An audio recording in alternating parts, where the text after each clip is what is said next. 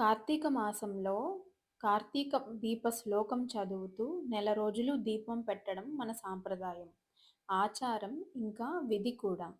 ఏదైనా కారణం వల్ల 30 రోజులు దీపం పెట్టలేని వారు కనీసం శుద్ధ ద్వాదశి నాడు, చతుర్దశి నాడు, పౌర్ణిమ నాడు లేదా ఏకాదశి రోజుల్లో అయినా దీపం వెలిగిస్తే వైకుంఠ ప్రాప్తి కలుగుతుందని మన శాస్త్రాలు చెబుతున్నాయి. ఈ మాసంలో శని త్రయోదశి కన్నా సోమవారం ఎక్కువ ఫలితాన్నిస్తుంది. శని త్రయోదశి కన్నా కార్తీక పౌర్ణమ 100 రెట్లు ఎక్కువ ఫలితాన్నిస్తుంది.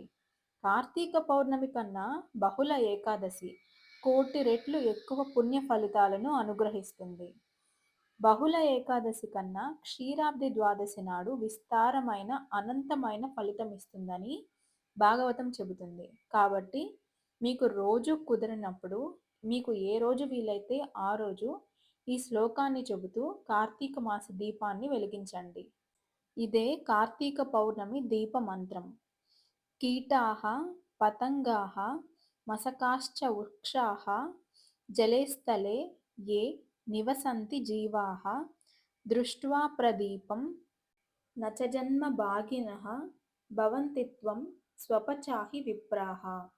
ఈ శ్లోకం చదువుతూ కార్తీక పౌర్ణమి నాడు దీపం వెలిగించాలని శాస్త్రం చెబుతుంది. ఈ రోజు వెలిగించిన దీపపు కాంతిని చూసిన సమస్త జీవులకు శుభం కలగాలని కోరుకోవడమే ఈ శ్లోకానికి అర్థం.